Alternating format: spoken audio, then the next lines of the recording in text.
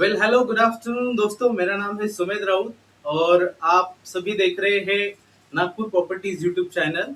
दोस्तों, इस YouTube channel में आज मैं आपके साथ कुछ बातें शेयर करूंगा और इन्हीं बातों को और नागपुर के डेवलपमेंट को मुहैया रखते हुए आज हमारे साथ स्टूडियो में मौजूद है श्रीकांत लांजेवाल जी। श्रीकांत जी, वेलकम। आपका नागपुर प्रॉपर्टीज के स्टूडियो में फिर से एक बार स्वागत है। श्रीकांत जी, आपके साथ लाइव रहेंगे अगले कुछ घंटों के लिए। और आज का जो टॉपिक है दोस्तों, आज का ये टॉपिक है कि नागपुर में जो डेवलपमेंट हो रही है, अपकमिंग डेवलपमेंट हो रही है, किस प्रकार से हो रही है, नागपुर में क्या क्या नई डेवलपमेंट्स आ रही है, नागपुर में प्रॉपर्टी बायर्स जो आ रहे हो, किन क्षेत्रों से बायर्स आ रहे हैं, उनका एरिया ऑफ इंटरेस्ट क्या है, वो कौन से एरिया में प्लॉट लेना पसंद करते हैं, और भी बहुत कुछ दोस्तों हम इस वीडियो में जानना चाहेंगे। तो फिर से मैं तहे दिल से एक बार स्वागत करता हूँ श्रीकांत जी लांजेवार का हमारे इस आज के सेशन में। और दोस्तों, आज के इस वीडियो को स्पॉन्सर कर रहे हैं वेनगंगा रियलिटीज। ये फ्री ऑफ स्पॉन्सर है दोस्तों, इसमें कोई हम पेड स्पॉन्सरिंग नहीं करते हैं। तो ये स्टूडियो भी वेनगंगा रियलिटीज का स्टूडियो है दोस्तों, जहाँ पे हम फिलहाल बैठे हुए हैं।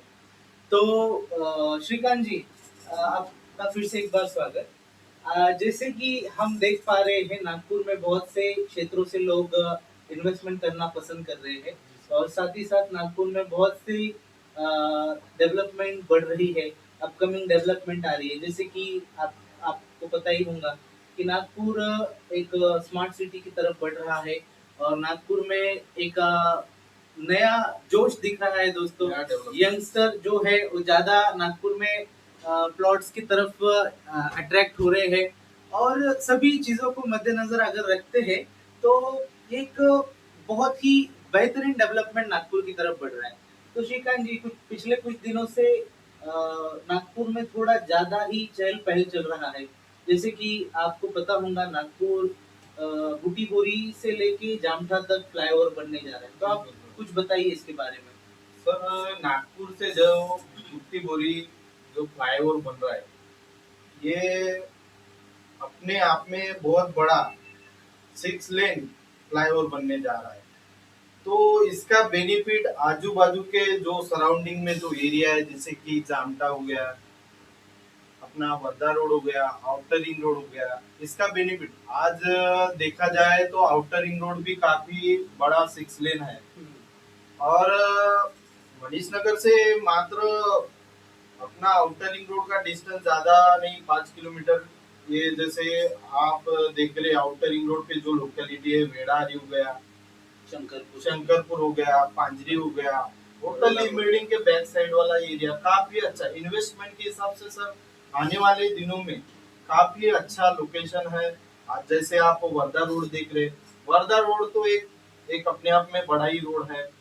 जैसे छत्रपति हो गया, राहटेक कॉलोनी, एक कैसे एक हाईवे लोकेलिटी होगी, वैसे ही आने वाले फ्यूचर में आउटर रिंग रोड 6 लेन होने की वजह से 240 फीट का रोड है, तो अपने आप में बड़ा और बड़ी लोकेलिटी के कारण काफी अच्छा लोकेशन बनेगा। प्राइम लोकेशन आने वाले 2 सालों में तो आउटर रिंग रोड बढ़ना सही है।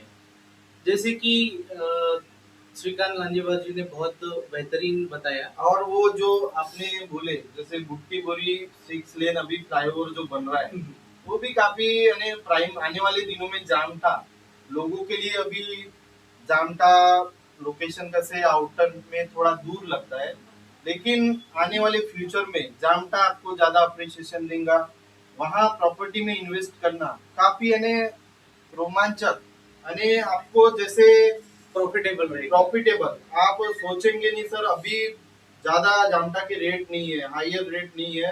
आज आप इन्वेस्टमेंट अगर करते हो तो आने वाले 1-2 साल के अंदर आज जैसे मनीष नगर जैसे लोकेलिटी में आपका जैसे रेट मिलता है, वैसे जामठा अभी न्यू नागपुर के और बढ़ रहा है।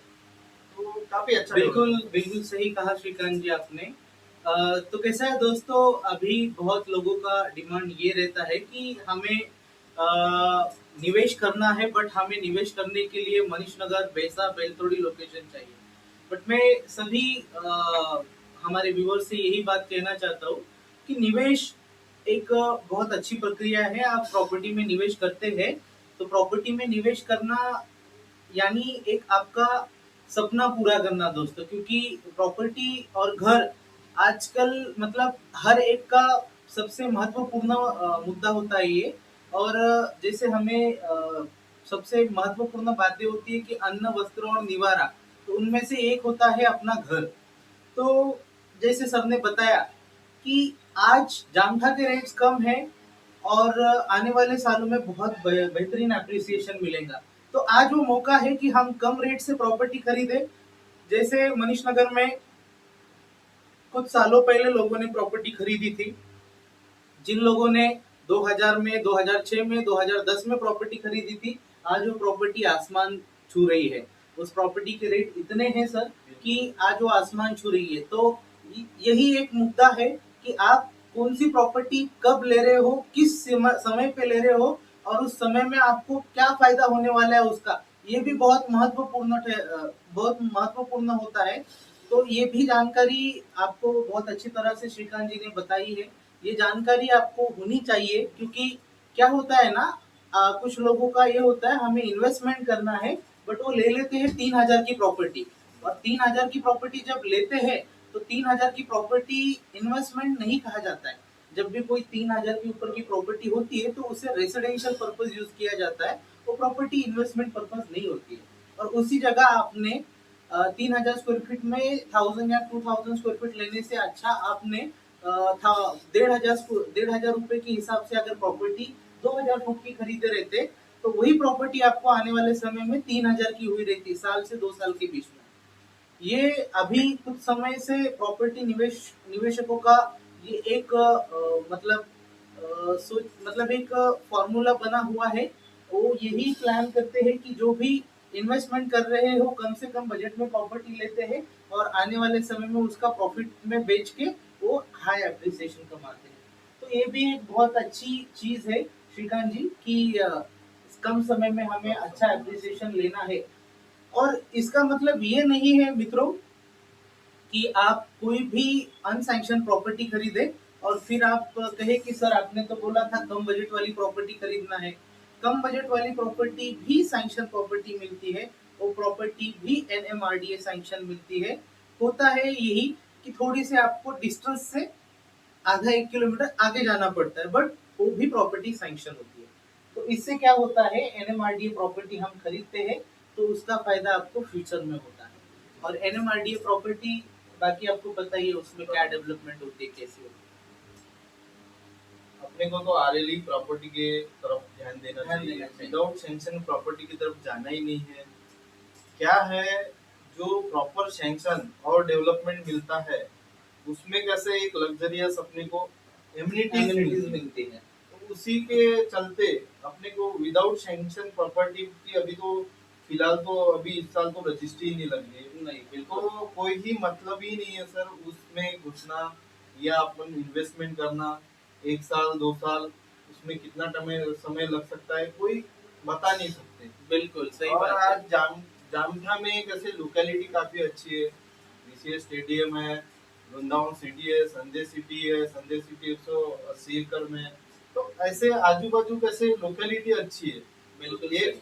इन्वेस्टमेंट के हिसाब से अभी के हिसाब से तो जामठा बहुत ही प्राइम लोकेशन है। बिल्कुल और दूसरा एक आउटर रिंग रोड पर बिल्कुल सही जो श्रीकांत जी। पांचरी का एरिया आता है, जैसे होटल लिमिटेड के बैक साइड वाला, ये बिल्कुल। काफी अच्छा शंकरपुर लोकेलिटी हो गई, वेड़ाहरी।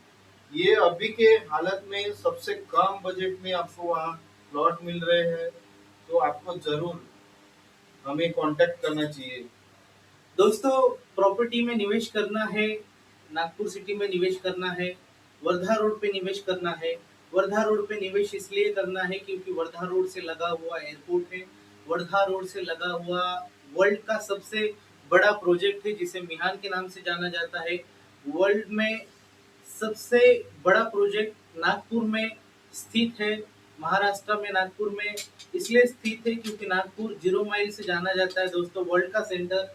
नागपुर इंडिया का सेंटर है और इंडिया का सेंटर होने के कारण हर एक जगह से अप्रोचेबल फ्लाइट्स यहाँ पे उतरती है, यहाँ पे लैंड होती है, यहाँ से टेक ऑफ होती है।